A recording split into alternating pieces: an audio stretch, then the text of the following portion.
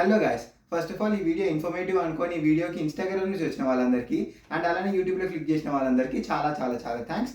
మీరు అనుకున్న విధంగానే వీడియో ఇన్ఫర్మేటివ్ ఉంటుంది. ఒక కొత్త ఇంట్రో అనుకున్నాం, కొత్త ఛానల్ కదా, అది పడంగానే మనం టాపిక్లోకి వెళ్ళిపోదాం.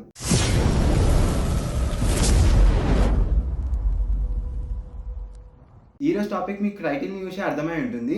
మనం యాజ్ ఏ బిగినర్గా మన కోడింగ్ లైఫ్ని ఎలా స్టార్ట్ చేయాలి అండ్ దాన్ని ఒక ఎక్స్టెంట్ వరకు ఎలా తీసుకెళ్ళాలి అండ్ కంప్లీట్గా డిస్కస్ చేయబోతున్నాం. మన కోడింగ్ లైఫ్లో నేర్చుకోవాల్సిన కొన్ని బేసిక్స్ ఉంటాయి. అవి చాలా చాలా ఇంపార్టెంట్. కోడింగ్లో అనే కాదు, ఎందులో అయినా బేసిక్స్ అనేది చాలా ఇంపార్టెంట్. కానీ ఈ బేసిక్స్ని ఎవ్వరు పట్టించుకోరు. కోడింగ్లో మనం చాలా కన్ఫ్యూజ్ అయిపోయి ఉంటాం. అందరూ ఏమంటారు, కొత్తగా ఏ వచ్చింది, ఏకి సంబంధించిన టెక్నాలజీ నేర్చుకో, పైథాన్ ట్రైనింగ్లో ఉంది పైథాన్ నేర్చుకో అని. అవన్నీ కాదు. మనం అవన్నీ అసలు పర్ఫామ్ చేయాలంటే ఫస్ట్ బేసిక్స్ తెలిసి ఉండాలి.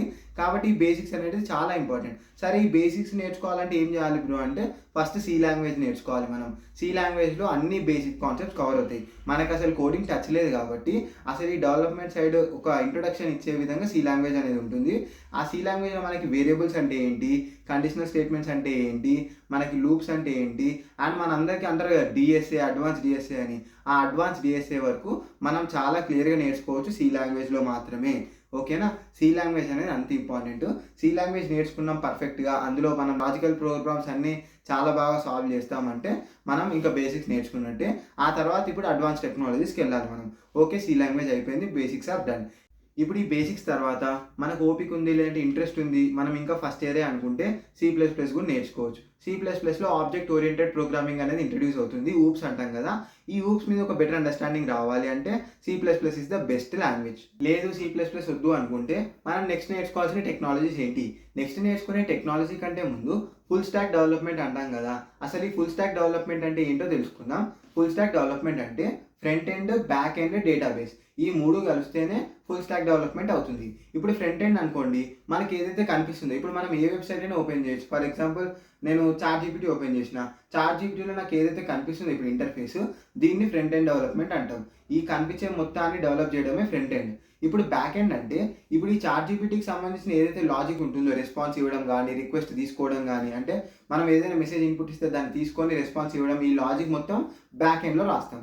మన అప్లికేషన్కి సంబంధించిన బిజినెస్ లాజిక్ ఏదైనా సరే మనం బ్యాక్ ఎండ్లోనే రాస్తాం. అండ్ దాని తర్వాత డేటాబేస్. ఇప్పుడు మీరు గమనిస్తే మన చాట్‌జీపీటీలో వెబ్సైట్ మనం ఏమైతే కన్వర్సేషన్స్ చేసినామో, మన లాగిన్ డీటెయిల్స్ ఇవన్నీ ఇక్కడ స్టోర్ అయి ఉంటున్నాయి. ఎలా స్టోర్ అయి ఉంటున్నాయి? ఈ డీటెయిల్స్ అన్ని ఎక్కడ స్టోర్ అయి ఉంటున్నాయి అంటే డేటాబేస్లో. ఇప్పుడు మొత్తం ఈ డేటా మొత్తం యూజర్ డేటా కావచ్చు, ఏదైనా డేటా మొత్తం స్టోర్ చేసేది ఎక్కడ? డేటాబేస్లో. సో స్టోర్ చేయడానికి డేటాబేస్ని, బిజినెస్ లాజిక్ రాయడానికి బ్యాక్ ఎండ్, అండ్ దాంతోపాటు మనం ఏదైతే విజువల్గా చూస్తున్నామో ఈ లేయర్ని డిజైన్ చేయడానికి ఫ్రంట్ ఎండ్. ఈ మూడు కలిస్తేనే ఫుల్ స్టాక్ డెవలప్మెంట్ అవుతుంది.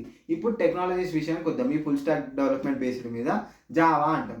ఇప్పుడు జావాలో ఫుల్ స్టాక్ డెవలప్మెంట్ చేయాలంటే ఏమేమి వచ్చి ఉండాలి, ఎక్కడి వరకు వచ్చి ఉండాలి? ఇప్పుడు జావాలో ఫ్రంట్ ఎండ్ విషయానికి వస్తే మనం ఫ్రంట్ ఎండ్ అంటే Java script, angular, HTML, CSS, ఈ 4 ఐడియా ఉండాలి. ఏమేమి ఐడియా ఉండాలి? మనం HTML, CSS మాత్రమే అనుకుంటాం చాలా వరకు, అందరూ కూడా అదే చెప్తారు.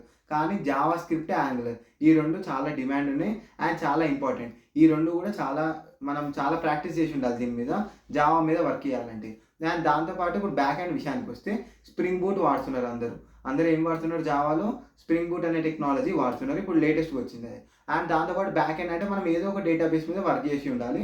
డేటాబేస్లో మెమరీ ఎలా, అంటే డేటా ఎలా స్టోర్ చేస్తాం, ఎలా రిట్రీవ్ చేస్తాం, ఇది మొత్తం ఐడియా ఉండాలి మనకి డేటాబేస్ గురించి. ఇన్ని ఐడియా ఉంటేనే మనం జావా ఫుల్ స్టాక్ చేయగలుగుతాం. సో ఈ జావా కోర్స్ నేర్చుకోవాలంటే ఇక్కడ వరకు నేర్చుకోవాలి మనం. ఇప్పుడు జావాని పక్కన పెడితే ప్యారలల్ ఇంకో టెక్నాలజీ ఏం నేర్చుకోవచ్చు అంటే మైక్రోసాఫ్ట్ .NET. ఈ టెక్నాలజీ మనం ఎక్కడ వినుండం, కానీ మైక్రోసాఫ్ట్ .NET మీద యాజ్ ఏ ఫ్రెషర్గా మనం వర్క్ చేయాలి అనుకుంటే ఈజీగా జాబ్ ఆపర్చునిటీస్ అనేవి దొరుకుతాయి.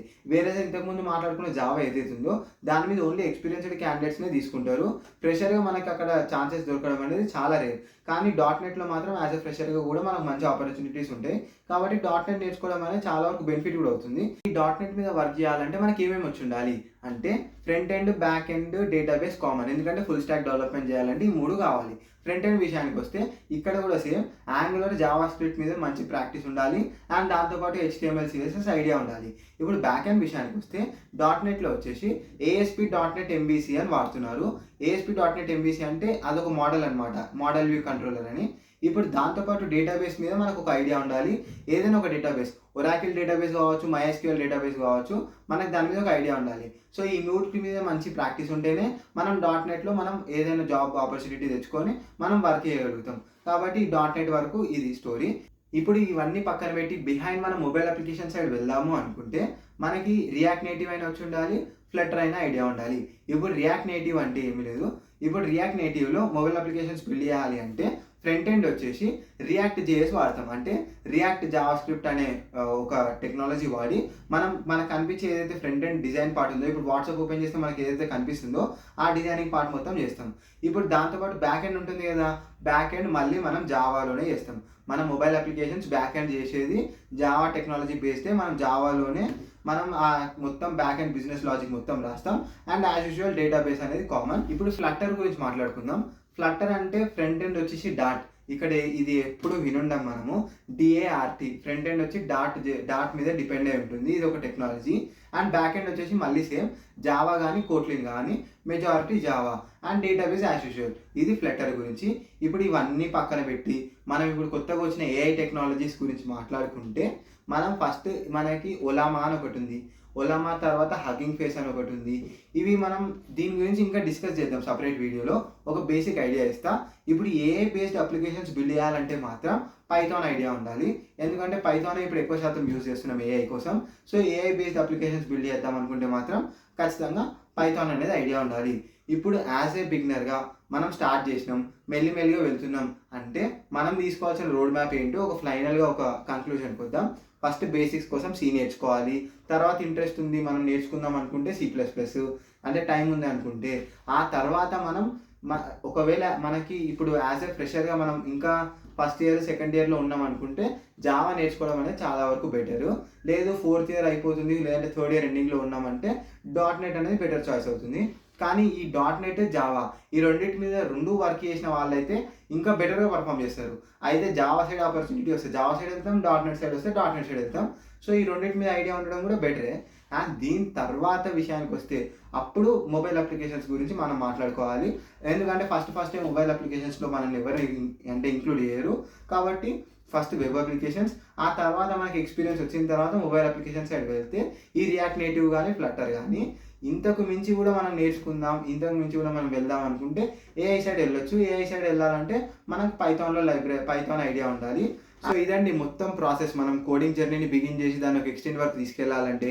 సో ఇలాంటి ఇన్ఫర్మేటివ్ కంటెంట్ కోసం మన ఛానల్ని సబ్స్క్రైబ్ కొట్టేయండి. అలానే వీడియో నచ్చుంటే మన వీడియోకి లైక్. అండ్ మీ స్టడీ బర్త్డేస్కి ఈ వీడియోని షేర్ చేయడం మాత్రం అస్సలు మర్చిపోకండి.